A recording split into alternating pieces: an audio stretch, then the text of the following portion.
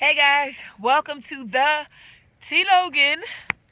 We're glad that you decided to stop by. Out of all the places that you could have come to, you decide around the world, that is, you decided to come over here. Put it down.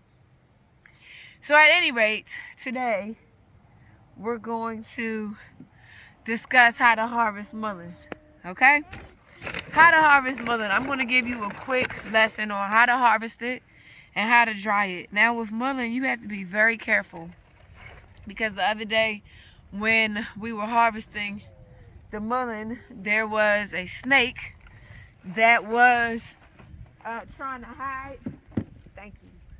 There was a snake that was trying to hide, and if it gets really big, as you see these leaves, they often do, then you want to make sure that you got to really have gloves on. I usually have gloves on for everything I do. Stop, poo-poo. So at any rate, let's get into it. Alright, so mullein.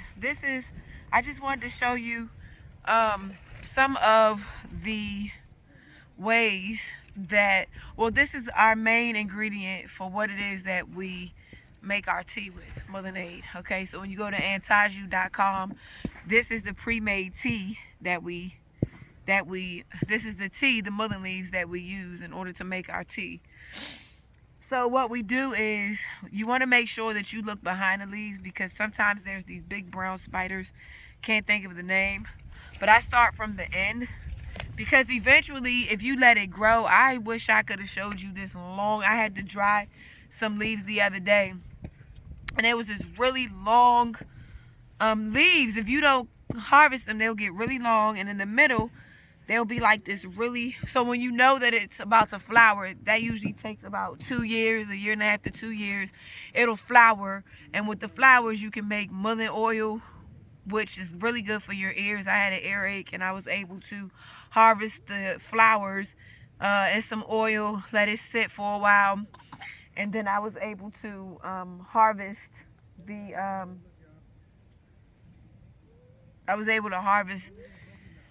the leaves. So what I like to do is tell people, make sure you look behind the leaves, because if you don't, you can get bit, right? We know that animals are always trying to hide because they don't want birds and predators to prey on them. So this is what they do, guys. So like I was saying, the mullein flowers is really good for oil that you can make for your ears. It's good to rub on your body. They have really good anti-inflammatory agents, okay, and properties.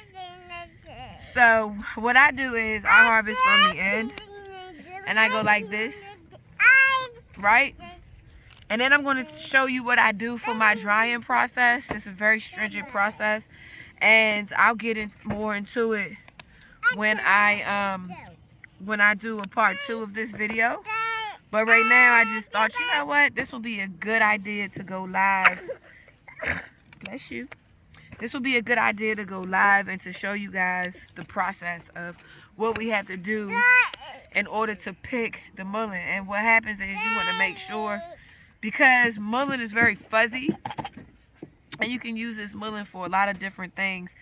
Most people, they use it as a herbal tincture for the lungs.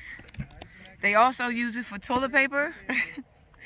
So when you can't go to the store, or you're on one side of your property, right, you can use it for toilet paper, because it's very soft, and and you can wipe your backside or what have you.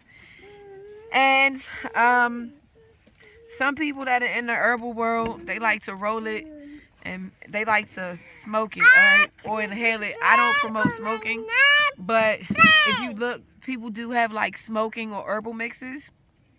But what happens is, what I do is, if I'm having an asthma attack, or if not really an asthma attack, or if I can't breathe, my lungs are enclosed or inflamed, what I'll do is I'll burn it, and I'll just inhale it, because instead of trying to get the tea in me and boil it and do all of these different things, take that out your mouth. I will, meanwhile, the baby's trying to eat flowers. Girl, poo-poo, I tell you. You should see her now. She's so big. She's not that baby that we used to see from the Just Egg video that I did. So guys, listen, what I'm doing is, just like when I pick my collards, I pick my mullein on the outskirts, right? Because I want all the energy to now go to the middle. And, oh, look at this stink bug. Hey, Mr. Stink Bug, he's hiding. He's hiding. See, I told you, they like to hide. But I tell you what, it behooves you to do this what did I say? It behooves you to cut the mullein up now while you can, because I tell you what, it is a doozy trying to dry it. It will take you a long time to dry it. I actually had to put mine in the dehydrator yesterday. So, and I'm going to show you the process of the drying and what we had to do to make sure we soak it. It's a lot, because sometimes you may miss different bugs that are on the leaves, and you definitely don't want to drink or eat leaves, right? And when I'm doing my tea, I make sure that it's sifted right. And I mean, it's just a really good process, and it's organic. We don't put any pesticides, no sprays or anything on our mullein. We want to keep it in its natural form. So when you order from us, this is what you're getting, straight from the ground, freshly picked, washed, made sure that there's no bugs, and you know, we're carefully looking at each and every, you know. And what you don't want to do, guys, is let your mullein get to this point where it's really yellow, because they will shrivel up. And if you forget to pick it, this is what it would look like, dead, right? And I mean, I'm still going to harvest it, because mullein is mullein, and it's really worth a lot of money in the herb realm, right? And so, because it's so good for your body and it has herbal properties, I don't waste any part of the plant, except the dead parts. I will waste those parts, because I'm not going to utilize those. But when you are dehydrating it, you just want to make sure that everything is dry, so that you can crumble it and then harvest it. And it's really good for a long time, and it goes a long way. You don't really have to use a lot, right?